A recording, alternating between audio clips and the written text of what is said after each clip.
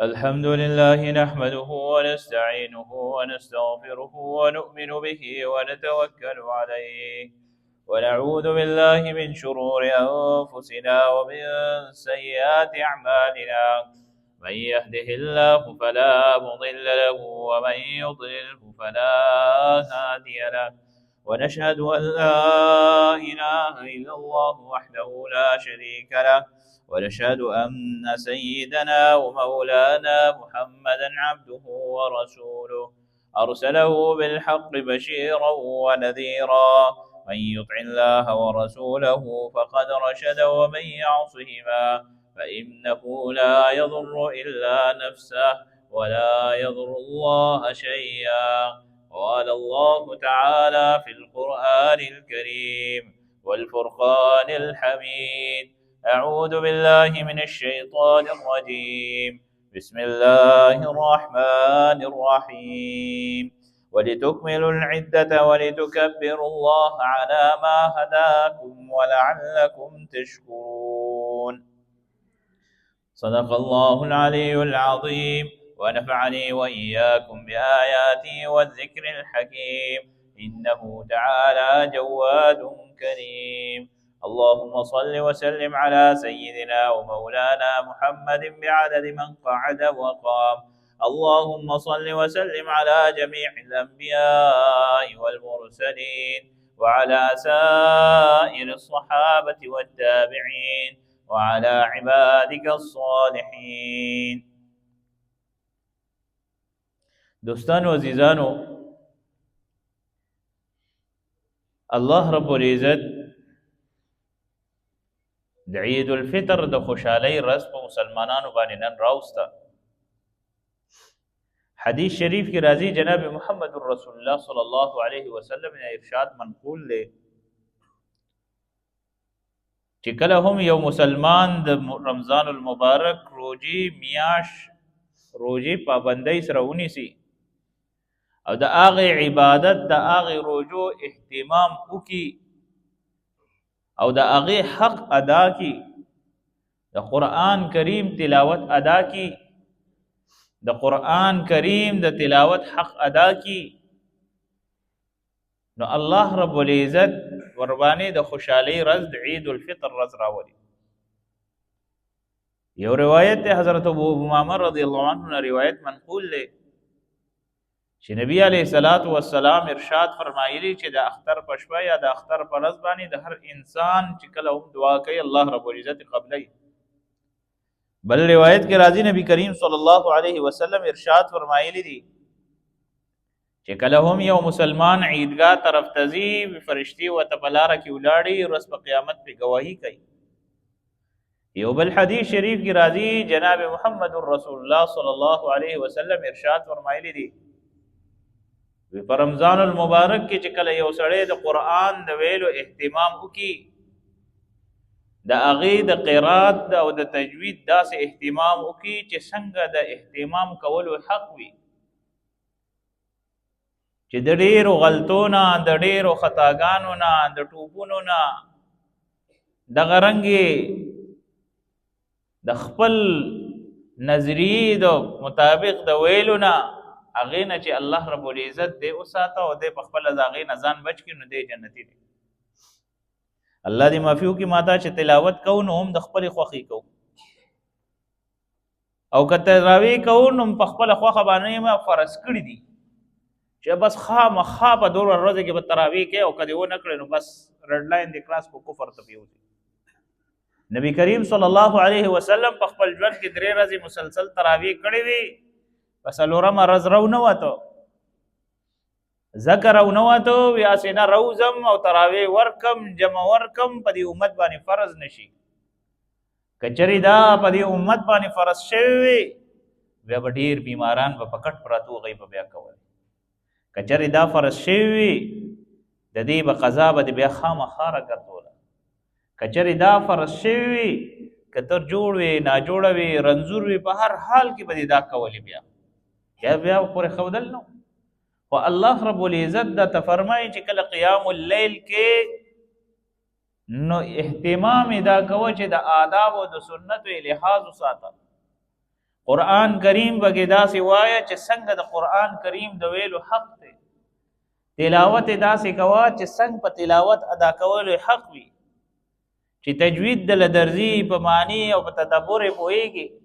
په الفاظو یې پوهېږي، اورېدونکي پې پوهېږي، دا نه چې قرآن ته یې مخکې کړی او تش شي غلطۍ په غلطۍ رکوع په رکوع پکې پرېږدي او په مخکې باندې روان یو قرآن ویلي یو د قرآن نه ځان خلاصول وي. چې کله هم د قرآن دی وی حدیث شریف کې راځي جناب محمد رسول الله صلی الله علیه وسلم فرمایلی دي وی چې هغه انسان الله رب العزت شفاعت کوي د الله رب العزت په دربار کې دغه قرآن شفاعت کوي چې پروردگار د شپې به خوب ته نه دی پرېښودی یا الله زما شفاعت قبول کړي. روژه وی پروردگاره د ورځې مې د خوراک سکاک نه او د خواهشاتو نه مې منع کړی، پروردگاره زما شفاعت قبول کړي. دواړه لګیا وي د رب العالمین په دربار کې د هغه انسان شفاعت کوي. او د شفاعت علم دا دی چې یو طرف ته روژه ده او بل طرف ته قرآن دی. روژهدار ته خدا پته نشته دی خو بس تلاوت کوي، بس لګیا دی، کله پکې ولا خوب ورشي کله پکې ولا جټکه ورشي، دته پته نه. دا غریب خپل تلاوت کوي، خپل دغه کې لګیا دی. روژه یې نیولې سهار پښمني ته پاڅېدلی دی، پښمني کې خپل نفل وکړل، روژه یې ونیوله، کار روزګار ته لاړ، واپس روژه ماتې ته راغی، روژه یې ونیوله. د الله رب العزت حکم یې پوره کړو، بشرطې کې چې د له لعب نه، د دروغو نه، د حرامو نه، د فراډ نه، د سودخورۍ نه، دغه رنګې د هر قسمه صحیح ور د جوارۍ نه، د هر قسمه د کبایر ګناهونو نه ځان ساتلي، بیا الله د روژه بیا الله روژه هغه شفاعت کوي. مولیان تاسو وګورئ عمده کوئ که نه چې روژه او قرآن شفاعت کوي، بشرطې کې بنیادي څیز چې تا د حرامو نه ځان بچ کړي، بنیادی سیز دا دی چې تا پکې پردی حق نه واله، بنیادی سیز دا دی چې تا پکې بل چا سره ظلم نه وی کړي. ته به روژه ونیسې خلکو سره به ظلم کې، خلکو پسې به بدې ردې وایې، خلکو سره پسې به غیبتې کې، خلکو پسې به چغلي کې، سود نه به مخ نه اړې، داسې لیندین چې هغه لیندین حرام دي. جوارۍ ته ناستې تاش کې جواري کې، جوارۍ په دې باندې هم حرام دي. نبی کریم صلی الله علیه وسلم فرمایي چې روجهدار هغه روجهدار دی چې د حدود الله د الله د حدودو خیال ساتي. او چې کله هم یو انسان قرآن وایي، قرآن دې په هغې باندې عمل کوي او لګیا دی، حلال حلال وپېژني، حرام حرام وپېژني او د حلال او د حرام په منځ کې تمیز کوي، بیا الله دا قرآن د شفاعت کوي. دا نه چې قرآن دې توتی په شان یاد کړی ده، رټه دې لګولې ده په لسو شپو کې، په سلو شپو کې د ختم وایي چې ما خو توره وکړه. توره دا نه ده، توره دا ده چې په دې باندې عمل وکړي، په دې باندې ځان پوه کړي. حدیث شریف کې راځي نبی کریم صلی الله علیه وسلم ارشاد فرمایلی دي چې خوش قسمت انسان هغه دی چې رس په قیامت د شفاعت کوونکی وي. خوش قسمت انسان هغه ته ویلي دي چې هغه انسان چې شفاعت کوونکی څه موجود وي. که قرآن ویلي قرآن به شفاعت کوي، که د روژې حق ادا کړي روژه به شفاعت کوي، تر دې پورې چې جهنم اور ته به هغه انسان نه پرېږدي چې تر څو پورې په الله رب العزت یې بخښلی. د څومره د غټه سعادت خبره ده، د څومره د غټه د فضیلت خبره ده. حدیث شریف کی راضی نبی کریم صلی الله علیه وسلم سے کئی صحابی راغلی ودا اللہ رسولہ روزہ نیسم عبادت کو اللہ رسول په دې امت الله رب العزت څومره اجر راکړي. نبی علیہ الصلوۃ والسلام ورته چې یو فرض پر روزه کې یو فرض هغه په اویا چند دی، په اویا نه دی، په اویا چند دی، 70% 70%. او دغه رنګ واجب په فرض دی او سنت په واجب دی او دغه رنګ نفل په سنت دی. نو الله رب العزت په کتا ته د نیکو سیزن درکړی دی، په دې نیکو په سیزن کې نیکی وګټه، په دې نیکو سیزن کې ځان د بد و ردو نه، دغه رنګ د منکراتو نه، د لهو لعب نه، د فضول ناستی نه، د هغه کول کیل کود د هغه فضولیاتو نه ځان وساته چې کم کیل کود باندې ستا ټیم ضایع کېږي، ستا د ذکر ټیم ضایع کیږي، ستا د تلاوت ټیم ضایع کیږي، ستا د نفل ټیم ضایع کیږي. ځکه دنیا خو د دارالامتحان دی او لږ وخت لپاره دی. په دې مجمع کې مشران ناست دي، تپوس یې وکړو وړوکوالی یې څنګه تېر شو، دا ژوند دې څنګه تېر شو؟ دا ته وایي چې دا یو لمحه وه ډېر زر تېره شو. هر سړی وایي ډېر زر تېرېږي، کال داسې لکه د میاشتې غوندې زر تېر شي، هفتې خو پته نه لګي. دغه رنګ یې نبي کریم صلی الله علیه وسلم ارشاد فرمایلی سیأتی علی امتی زمان، زما په امت به یو داسې زمانه راشي چې ورځې به پرې ډېر زر تېرېږي، عمرونه به ډېر زر تېرېږي، عمرونه به یې لږ وي، خو چې کله عمل کوي عمل به د ټول مخکې امتونو نه به سیوا وي. نن سبا عمرونه لږ دي خو افسوس عمل نشته، عمل ته څوک توجه نه ورکوي، نه یې رجحان شته. که مونږ چغې وو که هر څومره بیانونه وکړو بس په یو غوږ یې اوري په بل غوږ یې اوري. نبي کریم صلی الله علیه وسلم ارشاد فرمایلی چې ستاسو سره به د الله رب العزت هله مدد وي چې ستاسو یکسویي د رب العالمین عبادت طرف ته وي. دا نه چې عبادت درته بېګار ښکاري، روژه درته بېګار ښکاري، قرآن درته بېګار ښکاري، دغه رنګې عبادت درته رسم ښکاري، دعا جنازه درته رسم ښکاري، د بل تپوس تا باندې الله رب العزت لازم کړی هغه درته رسم ښکاري. که تپوس له لاړې تپوس به دې وکړي، که دعا جنازې له لاړې دوا جنازه به درسره وکړي، که چېرته خیر ښېګړې خبره دې ورته وکړه خیر ښېګړه به درسره وکړي، په چا دې سلام واچو د سلام جواب به درکړي، بس دومره پورې خیر ښېګړه نن سبا. حالانکه نبی کریم صلی الله علیه وسلم څه فرمایلی چې د مسلمان په مسلمان ورور باندې څو حقوق دي. بیمار شي نو تپوس له به ځې، په لاره تېرېږې سلام به بیا اچې، خوا کې د سره دی تپوس یې کوه، وفات شي جنازې له ورسره ځه، تکلیف کې وي مصیبت کې تپوس یې کوه، دغه رنګې د خیر ښېګړې په کار کې ورسره مرسته کوه. نبی کریم صلی الله علیه وسلم چرې دا نه دی ویلي چې که ده سره وکړه ته ورسره هم کوه، که ده سره ونه کړه ته به نه کړې، دا یې نه دی ویلي. زمونږ عقیدې زمونږ ایمانونه په دې کمزوري چې زمونږ خپل بیس خپل بنیاد په خپله صحیح ورته ځان ته ډټ کړی دی، په خپله مځان ته خپې والي. که هر یو کس راځي نو ما تا باندې لوبې کوي، که هر یو کس راځي هغه وایي دا خو هسې مړه دي بس لګیا به بس پرېږده، که روژه راځي نو روژه ته ټول ډسمس کوي، او که دغه رنګې منځونه راځي نو منځونه ته ټول ډسمس کوي، او که دغه رنګې د شریعت احکام راځي په هغه احکام کې سره خورد برد وکړي او تا پې غلط. نبی کریم صلی الله علیه وسلم ارشاد فرمایلی واضح ارشاد دا فرمایلی نبی علیه الصلاۃ والسلام چې کله هم په امت کې گمراهي ډېره شي د هغې د روکتام دپاره بنیادي څیز بیان کړی دی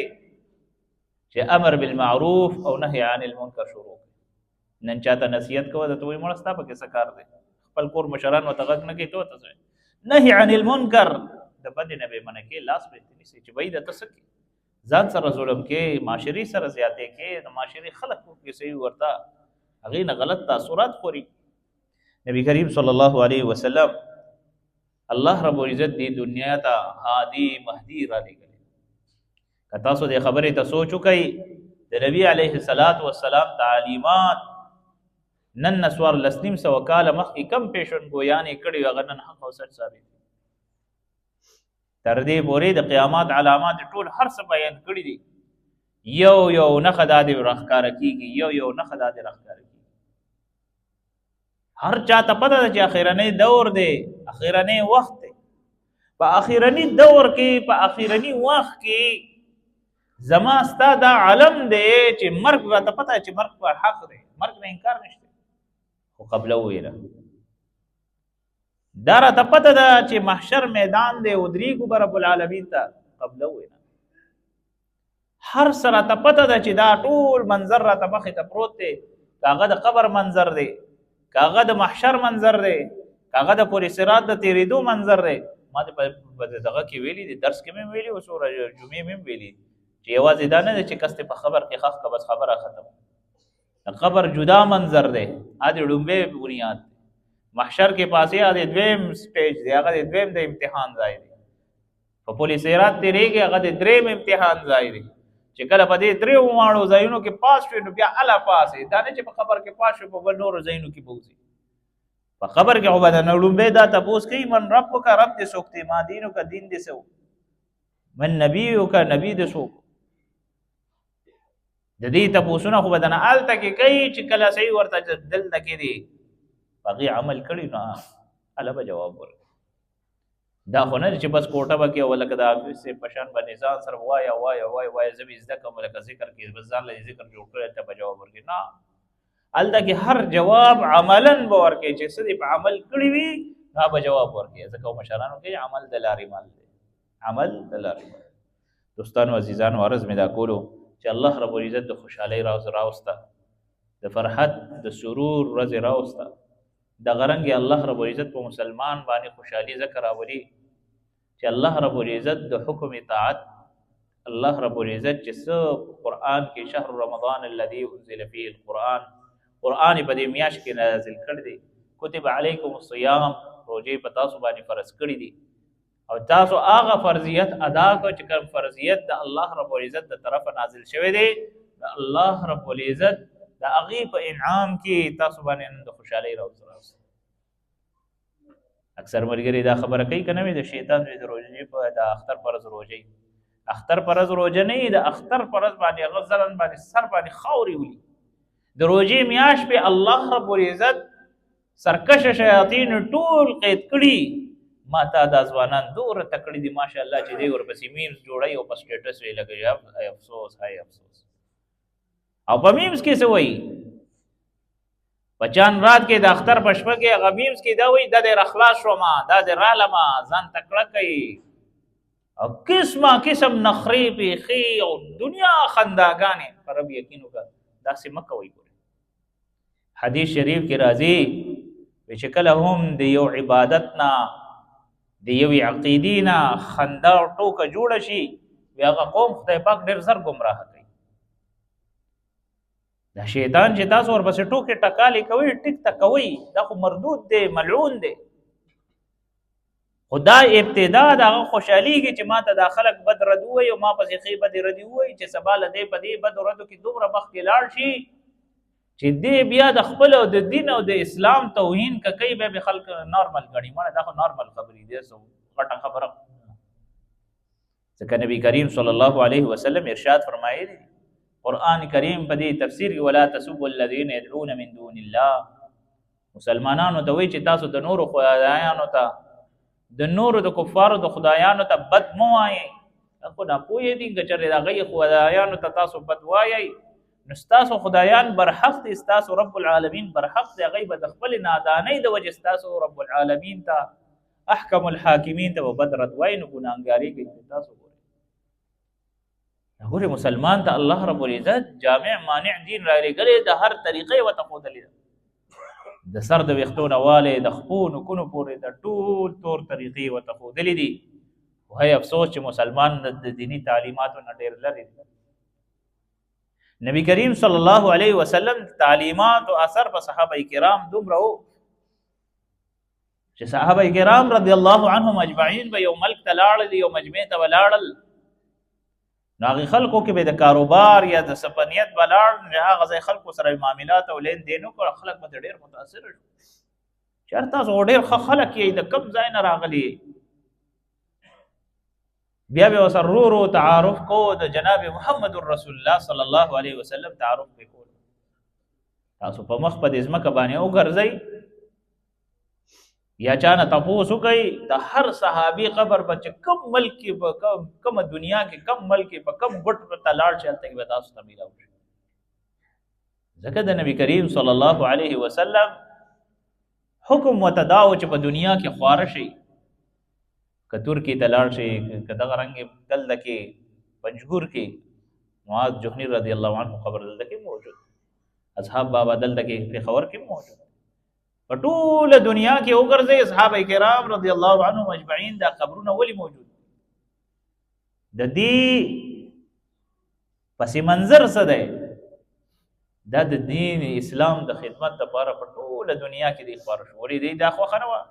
چې په مکه کې یو موس کوه نو په 1 لاک دی، په مدینه کې کوه په 50,000 دی، په مسجد اقصا کې کوه یو موس په 65,000 دی. د نبی علیه الصلاۃ والسلام او در پرېښودو، د نبی علیه الصلاۃ والسلام خبره سینې سره ولګوله، په ټوله دنیا کې خواره شو. او په ټوله دنیا کې چې خواره شو نو په ټوله دنیا کې د دین اسلام راج چلیده. طارق بن زیاد چې دلته سپین ته راغلی، په سپین باندې 9.5 کاله مسلمانانو حکومت کړی دی. او دلته کې مسلمانانو چې کله زوال راغی، بیا د مسلمانانو زوال دې حد پورې راغی چې نن سبا مونږ دعا کوو یا الله پلانکې تباه کړي، یا الله پلانکې تباه کړي. بس دوره بې عجزه کړی و، دوره یې دغه کړی و، هر څه یې راډاغستي ختم کړي. حالانکه مسلمان خپل د نبي علیه الصلاۃ والسلام تعلیمات پرېښودل، بیا د کفر څپېړې ته بیا ځان تیار کړي چې هغه سره بیا څنګه لوبې کوي، بس لګیا وي. دوستانو عزیزانو، عرض مې دا کولو چې الله رب العزت را باندې د اختر خوشحالۍ ورځ راوسته. په دې خوشحالۍ په ورځ باندې چې د رب العالمین اطاعت کولو سره خپله خوشحالي تېره کوي، نو خوشحالي به دې تېره شي او به د اطاعت د رب العالمین پوره شي. او کچرې دې خوشحالۍ کې د رب العالمین نافرمانۍ شروع کړي، خوشحالي به هم تېره شي. خو ستا د خوشحالۍ ابتدا او ستا د خوشحالۍ بنیاد چې به هغه د سرکشۍ نه کېږي. لکه مثلا اختر خوشحالۍ ورځ ده، په ټوله روژې میاشت کې ډمتوبونه او دغه رنګې ډیګونه میګونه دا څیزونه نه و. او چې نن صحیح ورته اختر شي، بس دی به درز غوبل راوالي، هسې ملک به په مخه غس. ټیک ته الله د باندې خوشحالي راولي، واده ښادي د باندې راولي، اختر د باندې راولي. د دې خو دا مطلب او مقصد نه دی چې ته د رب العالمین نافرمانۍ ته او سرکشۍ ته دومره لاس واچې چې العیاذ بالله الله رب العزت ته دا چیلنج ورکړي چې راشه اوس را باندې عذاب راوله. څنګه مخکې قومونه او پیغمبرانو ته وي، که ته پیغمبرانو ته به قومونه وي، دغه رنګې قوم ثمود به صالح علیه السلام ته وي که چېرې ته رښتینی او خدای دې رښتینی او خدای ته دې ووایي چې په موږ عذاب راولي، ورته یې صبر وکړه، صحیح صبر وکړه. شعیب علیه السلام ته یې ویلي دي، هود علیه السلام ته یې ویلي دي، ټولو پیغمبرانو ته خپل قومونه ویلي. او هغه وینا به څنګه وه؟ وینا به د نافرمانۍ په شکل و صورت کې چې پیغمبر به ورته کومه خبره کوله چې داسې مه کوئ. شعیب علیه السلام به خپل قوم ته وی چې په ناپ تول کې کمې مه کوئ، ګڼکپي مه کوئ، په تله کې دغه مه کوئ. دا نن سبا خو ډیجیټل ترې راغلی، نن دې کې خو ښکلې تیوري چلیږي. کله به هغه کمپیوټر ورته بدل کړي، آی سی ورته بدله کړي، د 2 کیلو هغه شی درته 1.5 کیلو ښیي، یا ولا هغه خپه به هوایي کړي، نو چې خپه ولا هوایي کړي نو تا په کیلو مجبوري ښیي درته 2 کیلو. د خبرې مطلب او مقصد مې دا دی چې کله یو انسان فراډ کوي، دې خبرې ته ځان سره سوچ وکړي چې زه د رب العالمین بنده یم او که نه یم. زه د رب العالمین په بندګانو باندې څومره ظلم کوم، مال خدای پاک کوم اختیار راکړی، زه خپل اختیار استعمال په څنګه کوم؟ په انصاف سره کوم که په بې رحمۍ سره کوم که په بې انصافۍ یې کوم؟ الله رب العزت به هر هغه انسان د محشر په ورځ به تر هغې پورې رانیولي چې د ذرې ذرې برابر حساب به ورکوي، د ذرې ذرې. اکثر هغه دا علما فرمایي چې کله تاسو اودس چې آداب ته کښېنئ اوبه مه ضایع کوئ، د یوې قطرې به ثواب تپوس کېږي. د سمندر په غاړه ولې نه ناست چې څومره ډېرې اوبه به یوئ، د یوې قطرې د یو څاڅکي برابر ثواب دغه به سره کېږي حساب کتاب. نو چې د اوبو د سره د یو څاڅکي حساب کتاب کېږي، نو ولې الله رب العزت به سره دا حساب نه کوي چې پیسې دې کوم ځای وګټلې او کوم ځای دې ولګولې، ځواني دې څنګه تېره کړه او په کوم ځای کې دې تېره کړه، په عبادت کې دې څومره وخت تېر کړه او په منکراتو کې څومره وخت تېر کړه. دا نن سبا ځای اکثر د هلکانو ته وایم چې تاسو دا مونځونه نه کوئ، د دې په ذهن کې دا دغه ناسته وي چې یاره دا مونځونه خو د مشرانو نه راغلي، موږ خو لا فی الحال هلکان یو، او ما تا ورته ویلې مړه پرېږده هلک دی دی خو نه پوهېږي. یاد ساتئ چې کله انسان عاقل بالغ شي، په ده باندې مونځ لازم شي، په ده باندې فرض شي. شریعت مطهره کې راځي چې والدینو ته پکار چې د کوره صحیح ورته په زور راوباسي. الله رب العزت دې موږ تاسو له په دې باندې عمل کولو توفیق را نصیب کړي. د اختر مونځ چې دی دا واجب دی. د دې طریقه 6 تکبیره زاید دي پکې چې کله نیت مونږ تړو نیت مې وکړ زړه د خلاصه د اختر واجب مونځ ادا کوم په دې حاضر امام پسې مخ مې د کعبې شریفې په لورې کړو سره د واړو تکبیرونو بس دا ووایي چې کله امام الله اکبر ووایي سبحانك اللهم وبحمدك وتبارك اسمك وتعالى جدك وجل ثناؤك ولا اله غيرك بیا به الله اکبر درې پیرې امام وایي څه به وایي درې پیرې الله اکبر به وایي چې درې پیرې الله اکبر به وایي سوره فاتحه او سورت به وایي بیا دې نه بعد په دویم رکعت کې به چې کله امام د مونځ نه راپاسي نو سورت او سوره فاتحه او سورت به وایي رکوع ته به هله ټیټېږي چې درې تکبیره سوی ووایي الله اکبر الله اکبر الله اکبر دا د اختر مونځ دی بیا عام مونځ دی بیا تحیات و بیا سلام او یاد ساتئ چې کله هم دغه مونځ وشي د مونځ نه پس د خطبه اورېدل واجب دي د اختر د مونځ د خطبه اورېدل واجب دي اکثر ملګري پکې مونځ وکړي بس په منډه باندې لاړ شي یا ځینې پکې سره سلام وکړي یا پکې دغه رنګ کې څوک مستیانې کې څوک ورته کېنه څوک ورته پاسه څوک پکې لګوي څوک لیټ لګوي ګورې دا به نه کوئ ګورې د خطبه اوریدل واجب دي په هر عاقل مسلمان بالغ باندې